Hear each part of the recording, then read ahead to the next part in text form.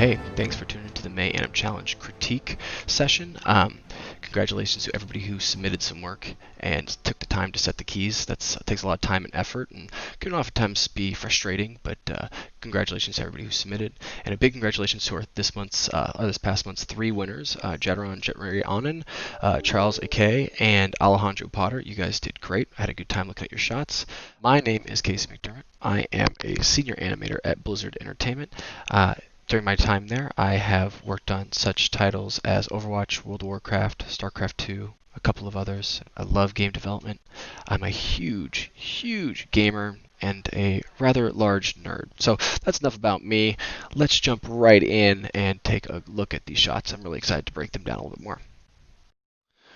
Alejandro Potter, great work, my friend. This is a really fun shot to watch. I really enjoyed this. Let's watch it a couple times just to see what we're working with here. Oh, and you know what? I know what you did. You made some sound on this. So let's see it in all of its glory here.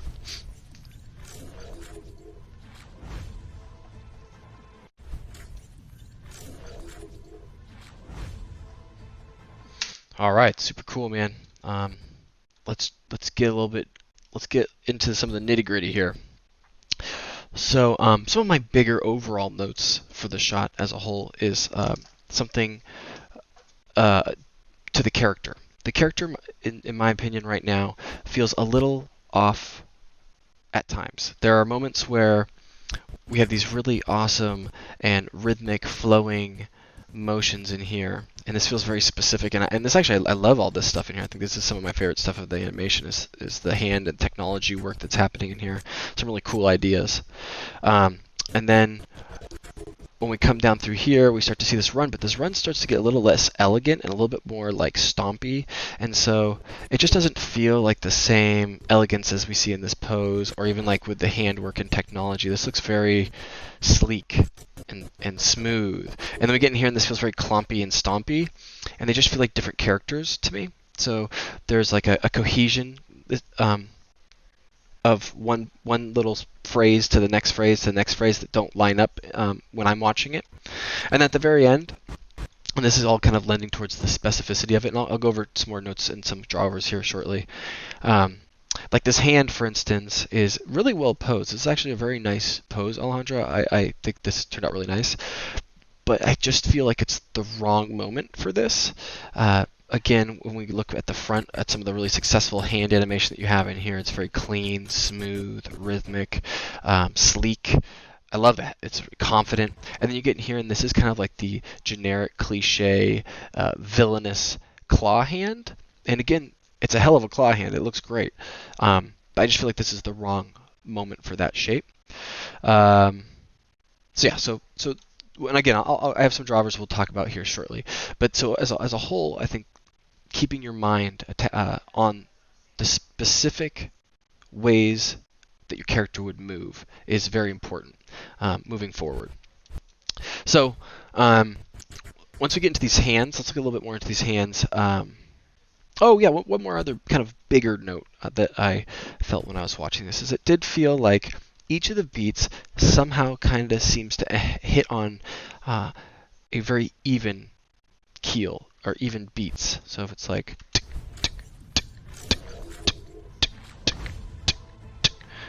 so it feels very even. Let's see if I can do it again.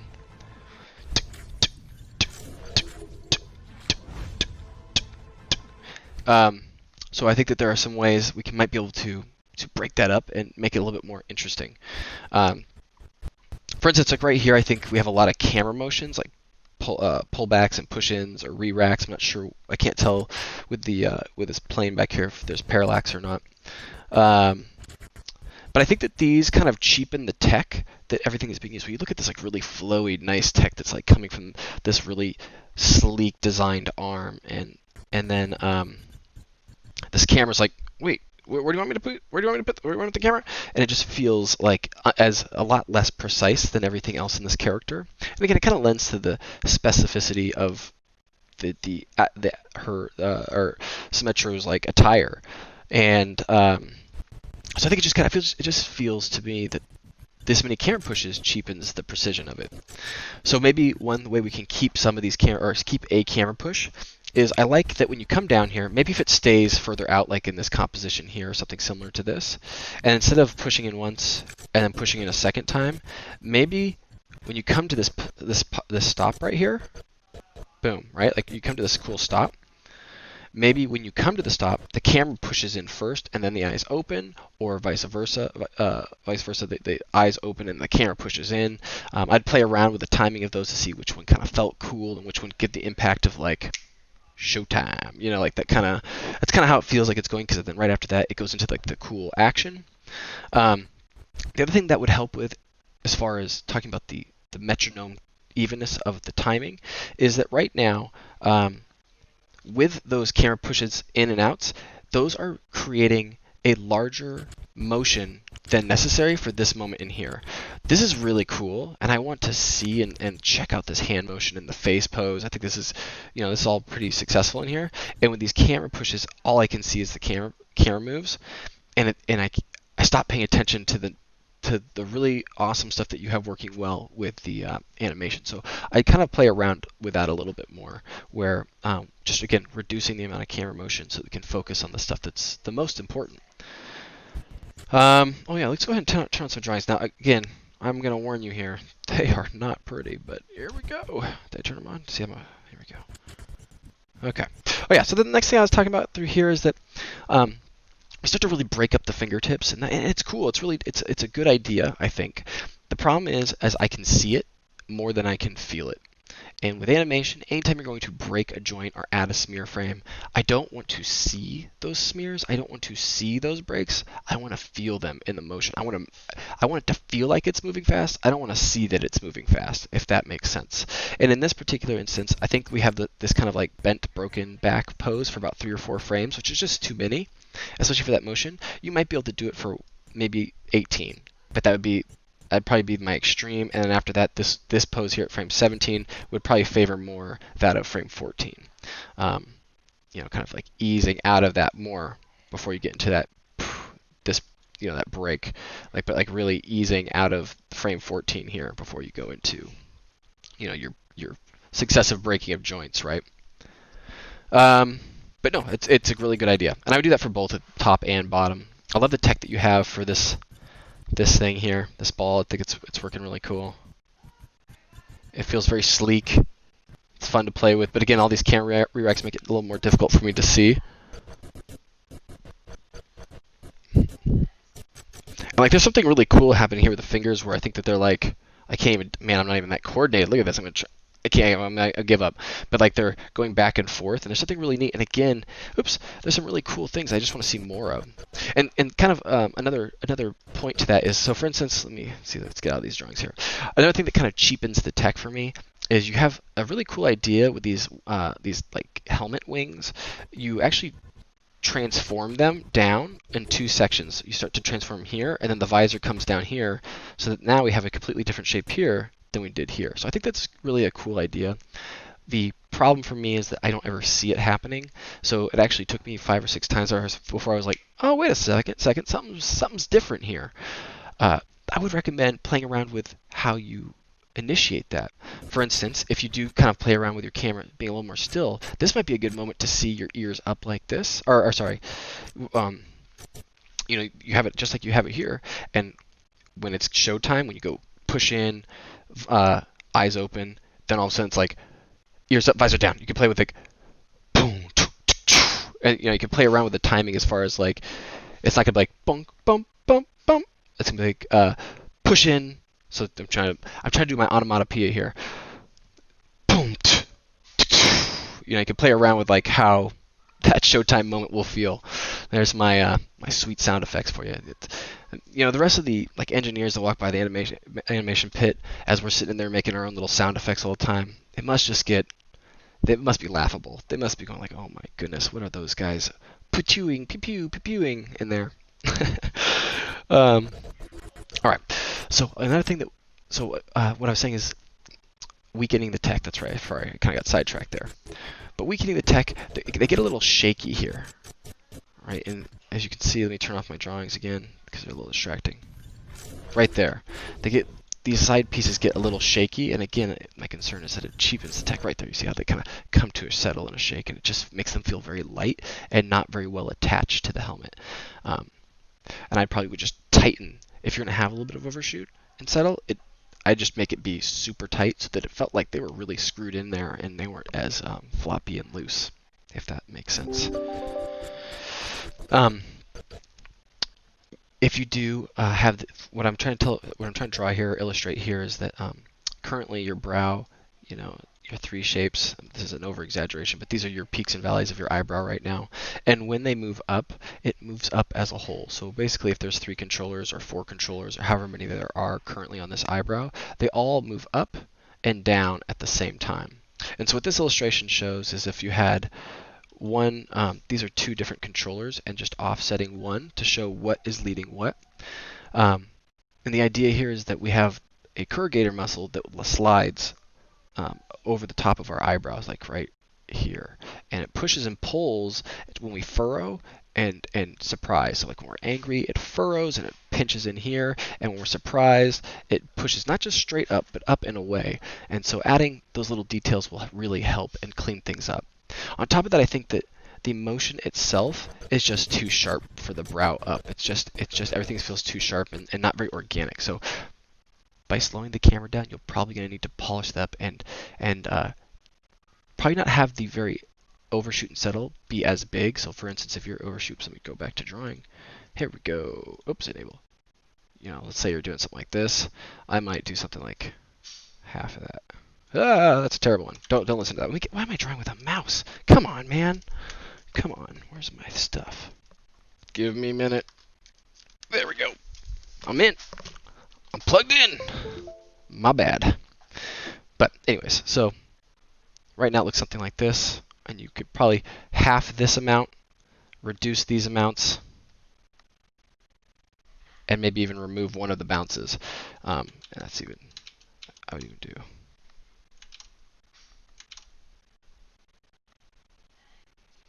So I'd probably do 1, 2. I might even remove that third one there, but I'd play around with that, and they would be really small, really tight. It's not helping at all, is it? You have to see it. I'm telling you. Nope. See. There we go.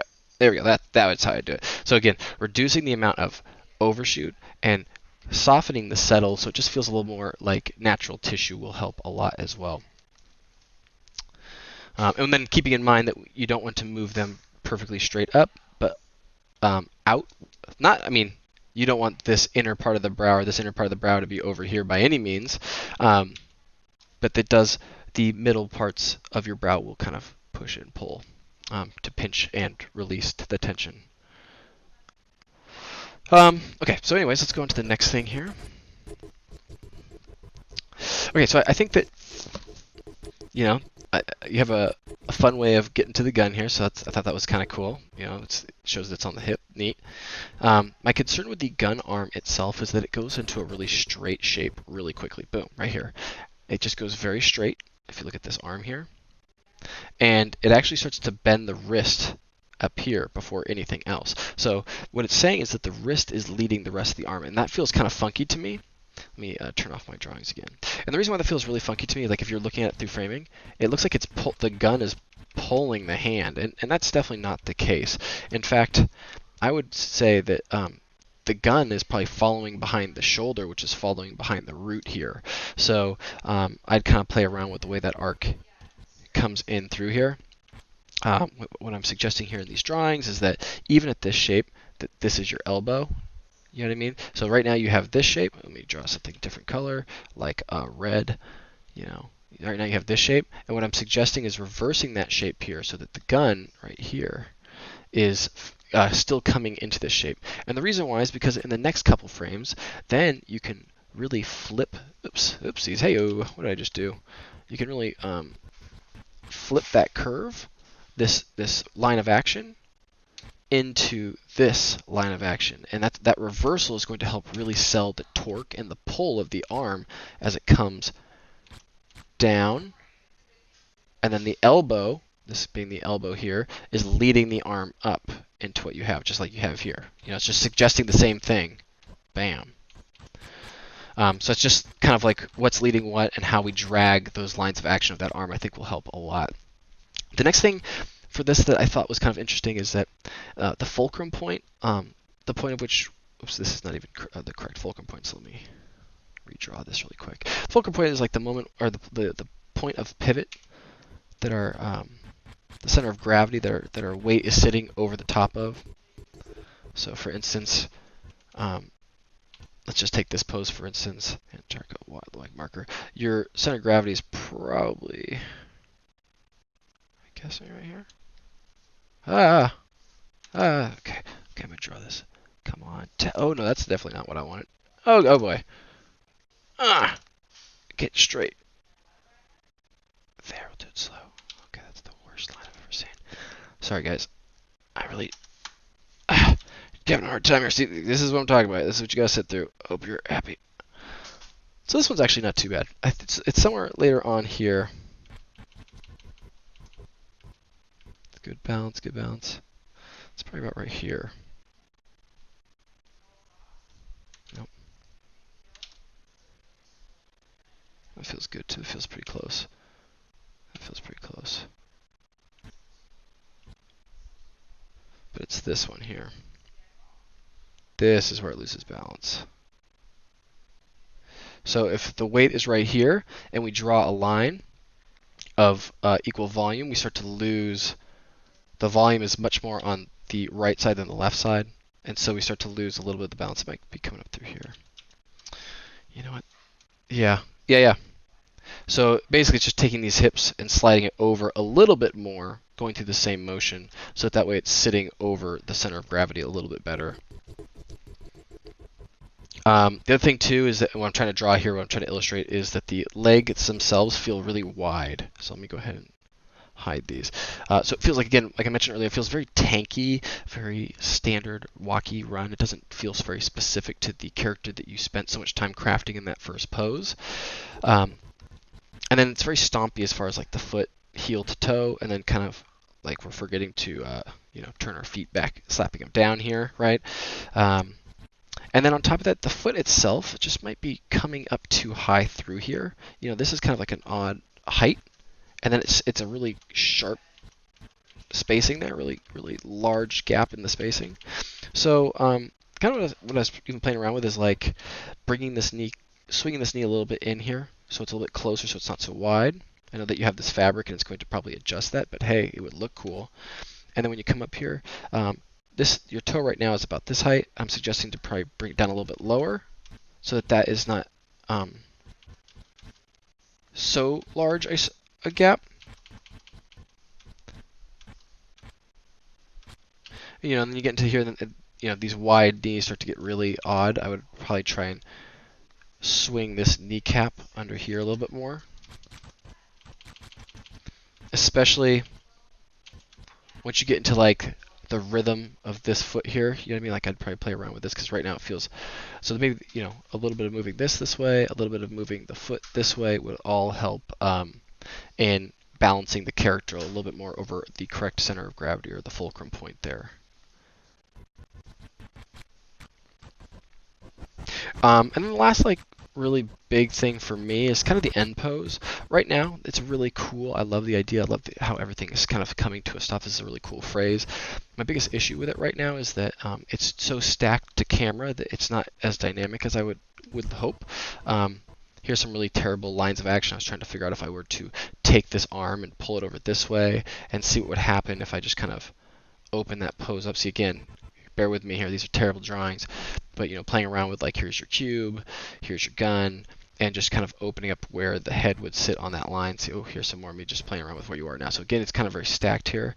And so maybe my suggestion here of opening it this wide is I'd say it's probably too much, but there's probably a happy medium from here to here that we can add a little bit more dynamicism and twist in this pose. And then on top of that, the head is really cranked, as we can see from this arrow here.